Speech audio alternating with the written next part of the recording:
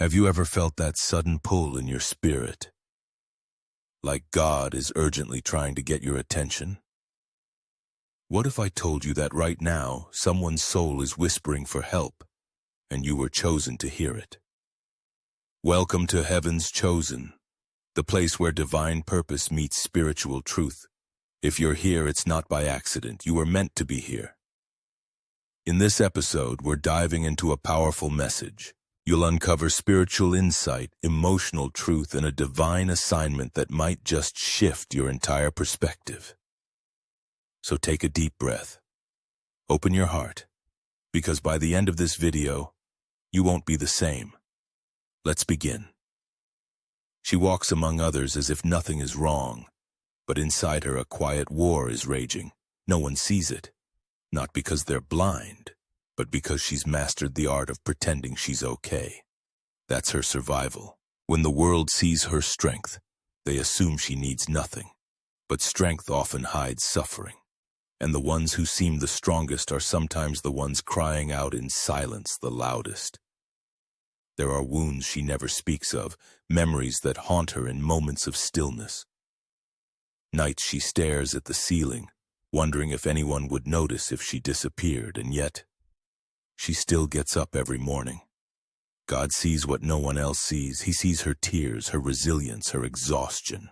And now, He's letting you see her too, because you've been chosen to carry a light into her darkness. If you ever wondered why you feel deeply when others don't, this is why. You're not here just to observe her pain. You're here to interrupt it. You are part of her healing. There are no coincidences in the spiritual world. The fact that you're listening to this right now means something. You didn't stumble here. You were guided, handpicked, appointed. You felt it before. The sense that you're different, more aware, more spiritually in tune than the people around you. That's because you carry something most people don't: spiritual responsibility. Chosen ones are not perfect. They're tested, burned, broken, but they rise again stronger and more compassionate than before. That pain you went through, it prepared you to help her. You might not know her yet. Maybe she's a stranger. Maybe she's close to you. But your spirit already knows who she is. You'll feel it. That divine pull, that unmistakable sense of purpose when you're around her. When God wants to save someone, He doesn't always send angels. Sometimes He sends a person. And this time, that person is you. She may think her voice is too small to be heard, but heaven doesn't measure volume. It listens to the heart, her whispers, her desperate sighs, even her silent tears. They have reached the throne of God. In the stillness of her room, she cried out, not with words, but with soul-level pain. And though she believes no one noticed, God did. Not a single tear was wasted. Not a single cry was ignored. God answers prayers in mysterious ways.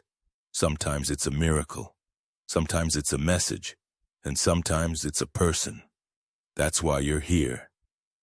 Her prayer traveled through the heavens and landed in your spirit. She doesn't know the help is coming. She doesn't know someone already heard her cry. But soon she will. Because when the time is right, you'll step in. Not as a hero, but as a vessel. God works through people. And now He's moving through you. Don't second-guess it. You're not imagining this connection. You're part of the answer she's been waiting for. Helping her doesn't mean fixing everything. It means being there. It means standing beside her when she expects everyone to walk away. It means seeing her pain and not turning your eyes. Sometimes she doesn't need advice. She needs presence. A steady hand. A kind voice. A reminder that she's not alone in this chaotic world. Your presence can be her calm in the storm. To help her means to listen without judging, to offer without expecting, and to love without conditions. It means being the answer to a prayer she was too tired to finish. You don't have to have all the right words. You don't have to save her. All you need to do is show up. Consistently, compassionately, quietly. Your authenticity will do more than any sermon. This is not about being perfect. It's about being real. You're not called to impress her. You're called to impact her. And sometimes the smallest actions carry the biggest blessings. There are missions in life that look small on the surface, but in heaven, they shake eternity. Helping her isn't just a kind gesture. It's a divine assignment with eternal weight. What you do now echoes beyond this moment. God trusts you with this because He knows your heart. He knows you don't walk away from broken people.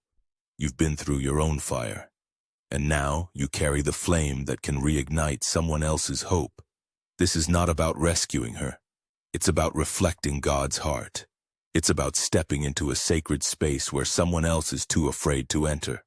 And when you do, heaven watches. Every act of compassion matters. Every moment you choose love over indifference becomes a seed in eternity. You may never see the full impact of your actions, but God does.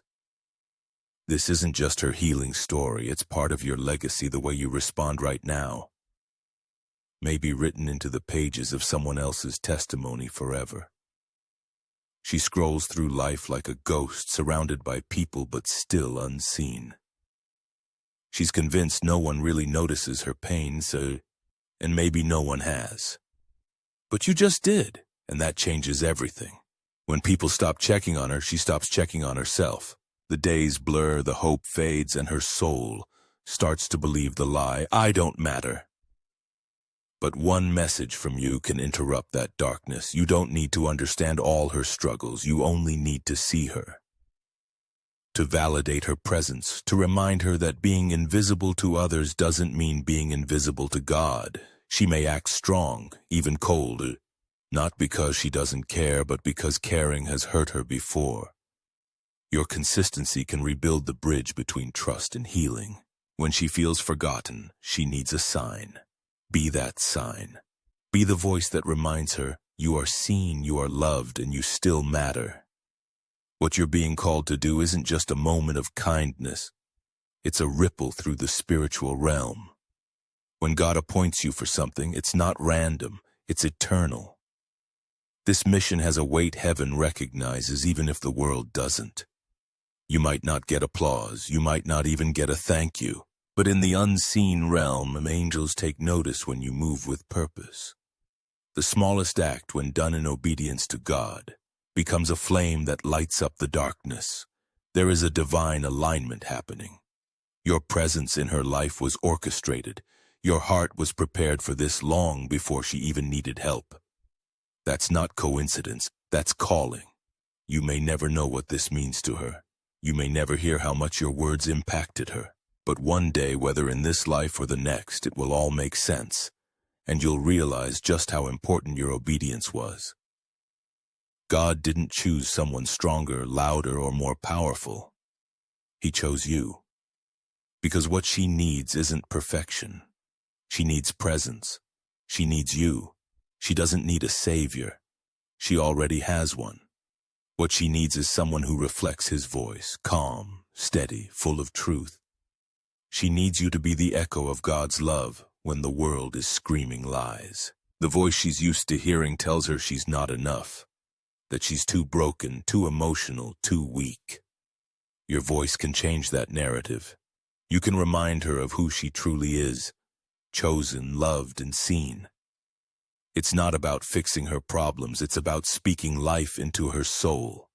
Your words carry power, and when they're rooted in love and truth, they become instruments of healing.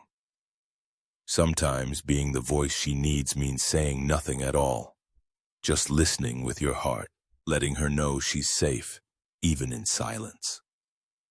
Sometimes that speaks louder than any sermon ever could. You don't have to be a preacher to speak like God. You just have to care. Speak light, speak love, speak hope, and watch her spirit start to rise again. When God speaks, the mind hesitates, but the spirit knows. Obedience isn't always convenient, and it rarely makes sense at first. But it's through obedience that the path becomes visible. You don't wait to understand. You move in faith. Sometimes the miracle isn't waiting at the end of the road, it's waiting at the first step. The moment you say yes to God's nudge, doors begin to open in her life and in yours. Obedience doesn't always feel holy. It can feel awkward, uncomfortable, even scary. But the fruits of obedience are sacred.